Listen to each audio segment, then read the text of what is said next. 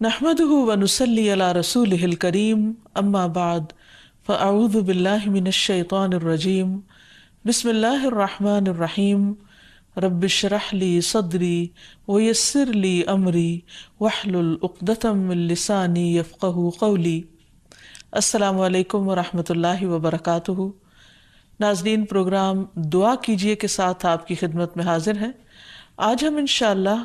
بیماری سے شفا کی دعائیں آپ کے ساتھ شیئر کریں گے۔ صحت اور بیماری انسانی زندگی کے ساتھ ساتھ ہیں۔ انسان کی زندگی کے کوئی بھی 2 دن ایک جیسے نہیں ہوتے۔ آج اگر انسان خوش ہے تو کل اداس ہوگا، اگر آج وہ اپنے جسم میں قوت محسوس کر رہا ہے تو کل بیمار ہو سکتا ہے۔ انسان کے اوپر دن میں بھی کئی بار مختلف طرح کی کیفیات گزرتی ہیں۔ کبھی انسان روحانی طور پر، جذباتی طور پر بیمار ہوتا ہے اور کبھی انسان جسمانی طور پر بیمار ہو جاتا ہے۔ بیماری کی کیفیت صحت کی کیفیت سے مختلف ہوتی ہے اور ہر انسان اس کو محسوس کر سکتا ہے۔ ایسی صورت میں انسان کو دوا کے ساتھ ساتھ اللہ سبحانہ و تعالیٰ کی طرف رجوع کرنا چاہیے اور اپنے لیے خوب خوب دعائیں کرنی چاہیے۔ بعض اوقات بیمار خود اپنے لیے دعا نہیں کر سکتا تو بیمار کی عیادت کرنے والے اور بیمار کو دیکھنے والے، اس کے دوست، رشتہ دار، عزیز، اقربا اور ایون ہسپتال کا عملہ مریض کے لیے ایسی دعائیں پڑھ سکتا ہے جو اس کے لیے شفا یابی کا ذریعہ ہو سکتی ہیں۔ تو بات یہ ہے کہ انسان ہر حال میں اپنے رب کا محتاج ہے اور اسے اپنی ہر ضرورت کے لیے اپنے رب کی طرف رجوع کرنا چاہیے، اور خصوصاً قبولیت کے مواقع پر۔ رات کا پچھلا پہر اس کے لیے بہت مناسب ہے، جب اللہ سبحانہ وتعالیٰ بندوں کو پکارتے ہیں کہ ہے کوئی جو مجھ سے دعا کرے تو میں اس کی دعا قبول کر لوں، ہے کوئی جو مجھ سے سوال کرے تو میں اس کو جواب دوں، ہے کوئی جو مجھ سے استغفار کرے تو میں اس کو بخش دوں۔ تو جب انسان بیمار ہو، اور خصوصاً اگر ایسی بیماری کا شکار ہو کہ جس میں بظاہر شفا کی کوئی امید نہ ہو، تو اسے اور بھی زیادہ خشوع و خضوع کے ساتھ اور ایسے اوقات میں اللہ تعالیٰ کی طرف رجوع کرنا چاہیے کہ جلد از جلد صحت یابی ہو سکے۔ اور اس سلسلے میں کبھی بھی انسان کو اللہ تعالیٰ سے مایوس نہیں ہونا چاہیے۔ پھر یہ بات یاد رہے کہ جب انسان دعا کرے تو اس سے پہلے اللہ سبحانہ و تعالیٰ کی تعریف کے کلمات کہنا نہ بھولے۔ تو آئیے آج ہم آپ کو دعا کرنے سے پہلے کچھ نئے کلمات بتائیں گے جو اللہ سبحانہ و تعالیٰ کی حمد و ثنا پر مبنی ہیں۔ ربنا لک الحمد ملء السماوات والارض وملء ما شئت من شیء بعد اہل الثناء والمجد احق ما قال العبد وكلنا لك عبد اللهم لا مانع لما اعطيت ولا معطي لما منعت ولا ينفع ذا الجد منك الجد۔ اے ہمارے رب، تمام تعریفیں تیرے ہی لیے ہیں جن سے آسمان اور زمین بھر جائیں، اور اس کے بعد جو تو چاہے وہ بھی اس سے بھر جائے۔ تو ہی تعریف اور بزرگی کے لائق ہے۔ بندے جو کہتے ہیں تو ان کا سب سے زیادہ حقدار تو ہے، اور ہم سب تیرے بندے ہیں۔ اے اللہ، جسے تو عطا کرنا چاہے اس سے کوئی روک نہیں سکتا، اور جسے تو نہ دینا چاہے اسے کوئی دے نہیں سکتا، اور کسی مرتبے والے کی بزرگی تیرے سامنے کوئی فائدہ نہیں دے سکتی۔ یعنی اللہ سبحانہ وتعالیٰ کے علاوہ کوئی بھی اور ایسا نہیں ہو سکتا جو انسان کی مشکل کو آسان کر سکے۔ تو آئیے اس کے ساتھ ہم دیکھتے ہیں کہ بیماری کے اسباب کیا ہوتے ہیں، بیماریاں کیوں آتی ہیں۔ سب سے پہلی بات تو یہ کہ بیماری اللہ کے اذن سے آتی ہے۔ جب تک اللہ سبحانہ وتعالیٰ کا اذن نہ ہو، انسان پر کوئی کسی قسم کی مشکل آ نہیں سکتی۔ قرآن مجید میں آتا ہے ما اصاب من مصیبت الا باذن اللہ، جو بھی مصیبت آتی ہے وہ اللہ کے اذن سے آتی ہے اور وہ تقدیر کا حصہ ہوتی ہے، اور اس میں اللہ سبحانہ وتعالیٰ کی حکمت اور مشیت کار فرما ہوتی ہے۔ اور وہ کیا ہو سکتی ہے؟ مثلاً اللہ تعالیٰ کسی بندے کے ساتھ بھلائی کا ارادہ کرتے ہیں، اس کے گناہ معاف کرنا چاہتے ہیں، اس کو کسی خاص چیز کی سمجھ دینا چاہتے ہیں، تو اسے تکلیف میں مبتلا کر دیتے ہیں. کیونکہ بعض اوقات انسان زندگی میں اتنا مصروف ہوتا ہے اپنے روزانہ کے روٹین کے کاموں میں کہ وہ ٹھہر کر، رک کر، خاموشی کے ساتھ وقفہ لیے بغیر کوئی ایسی بات سوچتا نہیں کہ جو اسے سوچنی چاہیے، جو اللہ تعالیٰ چاہتے ہیں کہ وہ سوچے. تو جب انسان بیمار ہو جاتا ہے تو ایک اور کنڈیشن میں آ جاتا ہے، وہ آرام کی کیفیت میں آ جاتا ہے. ایسی صورت میں انسان کو وہ باتیں بھی سوچنے کا موقع مل جاتا ہے جو عام طور پر وہ نہیں سوچتا. پھر اسی طرح ہمیں ہمارا دین یہ بھی بتاتا ہے کہ بعض اوقات انسان پر بیماری یا کوئی بھی تکلیف اس کے اپنے ہاتھوں کی کمائی سے آتی ہے، یعنی اس کا اپنا کوئی گناہ یا قصور ہوتا ہے جس کی بنا پر اسے وہ تکلیف پہنچتی ہے. قرآن مجید میں آتا ہے وَمَا أَصَابَكُم مِّن مُّصِيبَةٍ فَبِمَا كَسَبَتْ أَيْدِيكُمْ وَيَعْفُو عَن كَثِيرٍ، اور تمہیں جو بھی مصیبت پہنچی تو وہ اس وجہ سے ہے جو تمہارے ہاتھوں نے کمایا، اور وہ بہت سی چیزوں سے درگزر کر جاتا ہے. اسی طرح بعض اوقات انسان کی بیماریاں اس کے کسی گناہ کا نتیجہ ہوتی ہیں. عمر رضی اللہ عنہ نے جب عباس رضی اللہ عنہ سے بارش کی دعا کرنے کے لیے کہا تو انہوں نے کہا اے اللہ، بے شک مصیبتیں گناہوں کی وجہ سے ہی نازل ہوتی ہیں اور انہیں صرف توبہ ہٹا سکتی ہے. پھر اسی طرح ایک اور روایت میں آتا ہے رسول اللہ صلی اللہ علیہ وسلم نے فرمایا جب بھی کسی رگ یا آنکھ کو نقصان پہنچتا ہے تو وہ کسی نہ کسی گناہ کی وجہ سے ہوتا ہے، لیکن جو تکالیف اللہ تعالیٰ ویسے ہی ٹالتا رہتا ہے وہ کہیں زیادہ ہو جاتی ہیں. پھر اسی طرح بعض بیماریاں انسانوں کے اعلانیہ گناہوں کی وجہ سے بھی ہوتی ہیں، جیسا کہ ایک حدیث میں آتا ہے جب کسی قوم میں بدکاری عام ہو جاتی ہے اور وہ اعلانیہ اس کا ارتکاب کرتے ہیں تو ان میں طاعون اور ایسی مختلف بیماریاں پھیل جاتی ہیں جو کہ ان سے پہلے گزرے ہوئے لوگوں میں نہ تھی. ابو امامہ باہلی سے روایت ہے کہ نبی صلی اللہ علیہ وسلم نے فرمایا جس بندے کو بھی بیماری سے پچھاڑ دیا گیا ہو تو اللہ تعالیٰ اسے جب بیماری سے اٹھاتا ہے تو وہ پاک ہوتا ہے. تو یہ ایک حقیقت ہے کہ انسان کے گناہ اس کے لیے مشکلات کا سبب بنتے ہیں. امام ابن القیم الجوزیہ لکھتے ہیں، ان کی ایک مشہور کتاب ہے الداء والدواء، بیماریاں اور علاج. اس میں وہ کہتے ہیں کہ کوئی بھی گناہ ایسا نہیں کہ جس کے اثرات نہ ہوں. انسان سے چھوٹی یا بڑی جو بھی کوئی غلطی صادر ہوتی ہے اس کے نتیجے میں کچھ نہ کچھ اثرات اس کی زندگی پر ضرور پڑتے ہیں. ہاں اگر اللہ تعالیٰ معاف کر دے تو وہ اور بات ہے، ورنہ ہر گناہ کی ایک تاثیر ہوتی ہے، اور ان تاثیرات میں سے ایک چیز یہ ہے کہ انسان مختلف قسم کی بیماریوں میں مبتلا ہو جاتا ہے. اسی لیے ہم دیکھتے ہیں کہ جب انسان بیماری میں مبتلا ہوتا ہے تو اللہ تعالیٰ اس بیماری کو اس کے گناہوں کا کفارہ بنا دیتے ہیں. جیسے حدیث میں آتا ہے کہ جس مسلمان کو کانٹا چبھے یا اس سے زیادہ کوئی تکلیف پہنچتی ہے تو اللہ تعالیٰ اس کے ذریعے اس کے گناہوں کو اس طرح دور کر دیتا ہے جس طرح درخت سے اس کے پتے جھڑتے ہیں. تو اس سے ہمیں یہ پتہ چلتا ہے کہ بیماریوں کے آنے کے مختلف اسباب ہوتے ہیں. بیماری بہرحال جس بھی وجہ سے آئے، لیکن اصل چیز دیکھنے کی یہ ہے کہ مومن کا رویہ کیا ہے. مومن کو اگر کوئی کانٹا بھی چبھتا ہے تو وہ اس پر صبر کرتا ہے. اس لیے بیماری یا تکلیف کے آنے پر انسان کو اللہ سے راضی رہنا چاہیے، شکوہ نہیں کرنا چاہیے،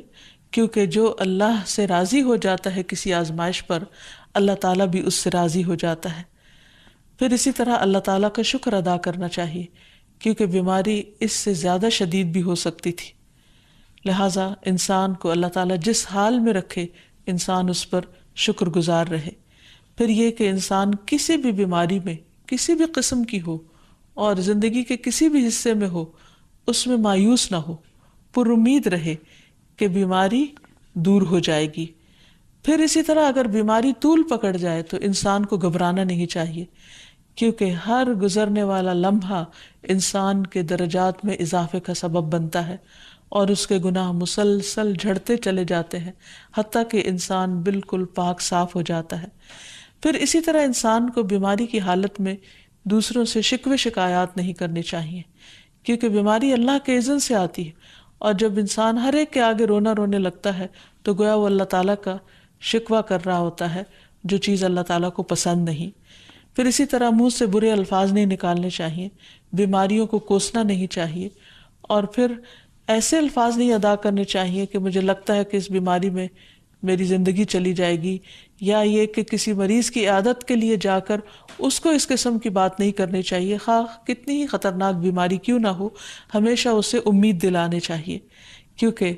مایوسی کے الفاظ اور برے بھلے اور منفی قسم کی باتیں اللہ تعالیٰ کو پسند نہیں، اور انسان ویسے بھی جیسے سوچتا ہے پھر اس کے ایکشن اس کے مطابق ہونے لگتے ہیں۔ اب یہ ہے کہ انسان بیماری میں دوا ضرور کرے، کیونکہ حدیث میں آتا ہے کہ اللہ تعالیٰ نے کوئی بیماری ایسی نہیں اتاری جس کے لیے دوا نہ اتاری ہو۔ ہاں، جسے معلوم ہو اسے معلوم ہوتا ہے، اور جسے نہیں معلوم ہوتا اسے نہیں معلوم ہوتا۔ بعض اوقات اللہ تعالیٰ ڈاکٹر کے دل میں ڈال دیتا ہے اور اس کا علاج اس کو سمجھ میں آ جاتا ہے، اور بعض اوقات وہ بیماری لا علاج ہوتی ہے، حالانکہ اس کا علاج موجود ہوتا ہے مگر کسی کو بھی علاج سمجھ میں نہیں آتا۔ بہرحال نوعیت کچھ بھی ہو تو علاج ضرور کراتے رہنا چاہیے، اور کبھی مایوس نہیں ہونا چاہیے کہ اس بیماری کا علاج ہو نہیں سکتا، نہیں، ایک کے بعد ایک کوشش انسان کرتا رہے، اور جب اللہ کا اذن ہوگا بیماری دور ہو جائے گی۔ اور اس کے ساتھ ساتھ انسان یہ بھی یقین رکھے کہ شفا اللہ کے ہاتھ میں ہے، کسی ڈاکٹر کے ہاتھ میں نہیں، کسی انسان کے ہاتھ میں نہیں، کیونکہ جب تک اللہ کا اذن نہ ہو شفا نہیں ہو سکتی، خواہ کوئی کتنا بھی بڑا ڈاکٹر کیوں نہ ہو۔ اسی لیے نبی صلی اللہ علیہ وسلم کی دعاؤں کے آخر میں آتا ہے کہ لا شفا الا شفاؤک، کوئی شفا نہیں مگر تیری ہی شفا، یعنی جو اللہ سبحانہ وتعالیٰ اپنے بندے کو شفا عطا کرے۔ پھر اسی طرح یہ ہے کہ حضرت ابراہیم علیہ السلام نے اللہ سبحانہ وتعالیٰ کے بارے میں فرمایا تھا کہ وَإِذَا مَرِضْتُ فَهُوَ يَشْفِينِ، کہ جب میں بیمار ہوتا ہوں تو وہی مجھے شفا دیتا ہے، یعنی اللہ تعالیٰ ہی اس بیماری کو دور کرتا ہے۔ اسی طرح ایک اور روایت سے بھی پتہ چلتا ہے کہ شفا دراصل اللہ سبحانہ وتعالیٰ کے ہاتھ میں ہے۔ حضرت عائشہ سے مروی ہے کہ رسول اللہ صلی اللہ علیہ وسلم دم کیا کرتے تھے اور یہ دعا پڑھتے تھے، امسح البأس رب الناس بیدک الشفاء لا یکشف الکرب الا انت، اے لوگوں کے رب تکلیف کو دور کر دے، تیرے ہی ہاتھ میں شفا ہے،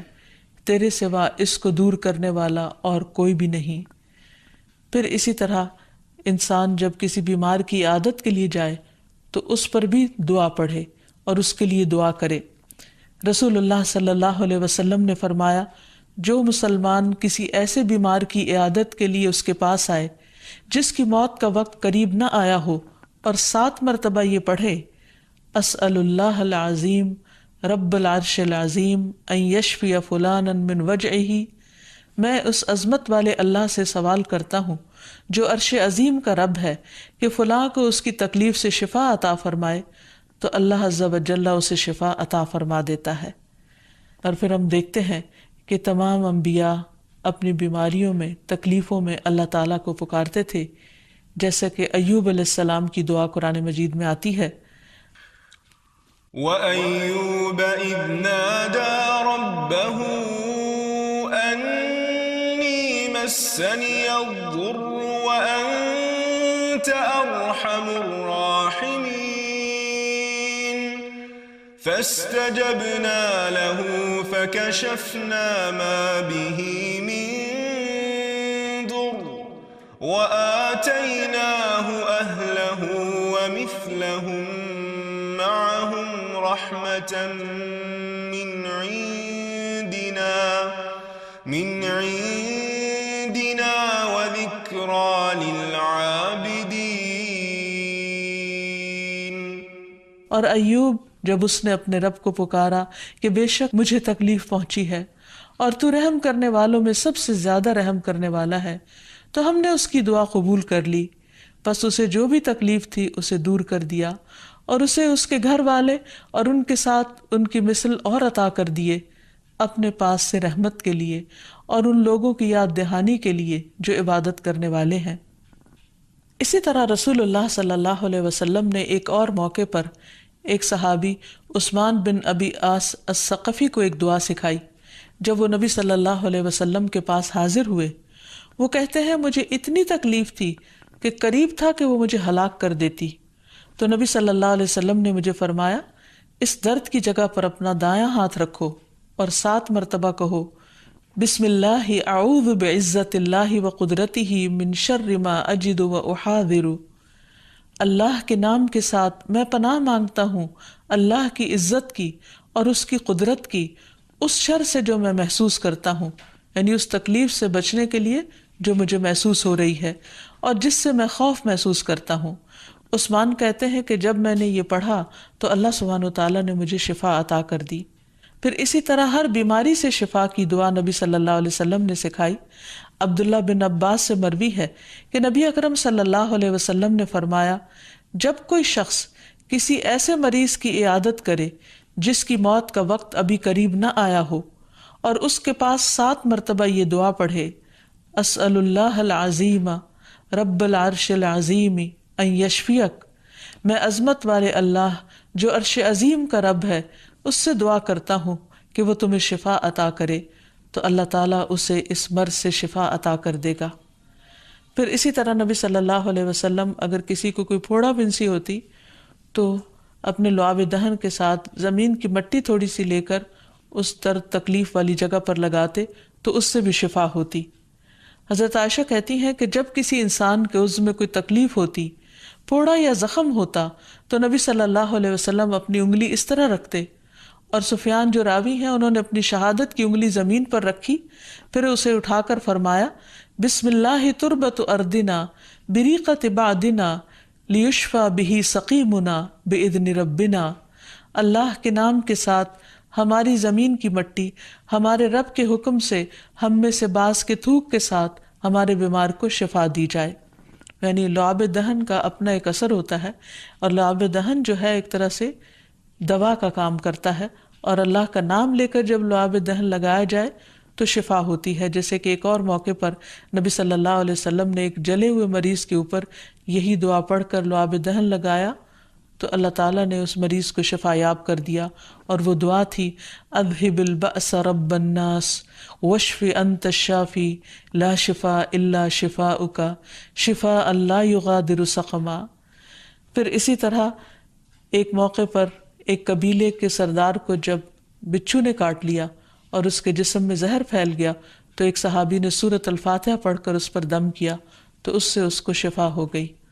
اور یہ بات جب نبی صلی اللہ علیہ وسلم کو بتائی گئی تو آپ اس پر خوش ہوئے۔ اور سورۃ فاتحہ سب لوگوں کو آتی ہے، اسی لیے اس کا نام سورۃ الشفا بھی ہے، کیونکہ یہ بیماری میں بطور علاج پڑھی جاتی ہے مریض پر، مریض خود بھی پڑھ سکتا ہے اور اس کے اٹینڈنٹس بھی اس پر پڑھ سکتے ہیں۔ حضرت علی رضی اللہ تعالیٰ عنہ کہتے ہیں کہ نبی صلی اللہ علیہ وسلم کو بچھو نے ڈس لیا اور آپ نماز پڑھ رہے تھے۔ جب آپ نماز سے فارغ ہوئے تو آپ نے فرمایا اللہ تعالیٰ بچھو پر لعنت کرے، یہ نہ نمازی کو چھوڑتا ہے نہ کسی اور کو۔ پھر آپ نے پانی اور نمک منگوایا، آپ اس پر ملتے جا رہے تھے اور یہ صورتیں پڑھ رہے تھے قل یا ایھا الکافرون وقل اعوذ برب الفلق اور قل اعوذ برب الناس، تو یہ بھی ایسے مواقع پر پڑھی جا سکتی ہیں۔ پھر اسی طرح یہ ہے کہ اگر کسی بھی دوا یا دعا سے مریض صحت یاب نہ ہو رہا ہو، اس کی تکلیف کم نہ ہو رہی ہو، تو بھی موت نہیں مانگنی چاہیے، کیونکہ مومن کے لیے زندگی ایک بہت بڑی نعمت ہے۔ وہ جس بھی حال میں گزرے، بہرحال وہ اسے آخرت کمانے کا ذریعہ بنا سکتا ہے۔ یعنی اگر وہ تکلیف میں اس کی زندگی گزر رہی ہے اور اس پر وہ صبر کر رہا ہے اور اللہ کو یاد کر رہا ہے تو اس کے بے پناہ درجات بلند ہونے کا ذریعہ ہے۔ یعنی یہ بیماری اس کے لیے بلندی درجات کا ذریعہ بن جاتی ہے، اس لیے کبھی بھی موت نہیں مانگنی چاہیے۔ ہاں اگر تکلیف حد سے بڑھ جائے تو انسان یہ دعا مانگ سکتا ہے اللہم احینی ما کانت الحیات خیرا لی وتوفنی اذا کانت الوفات خیرا لی، اے اللہ جب تک میرے لیے زندگی بہتر ہو مجھے زندہ رکھ، اور جب میرے لیے وفات بہتر ہو تو مجھے وفات دے دے۔ تو اللہ تعالیٰ سے دعا ہے کہ اللہ تعالیٰ تمام بیماروں کو صحت اور شفا عطا فرمائے، اور ہمیں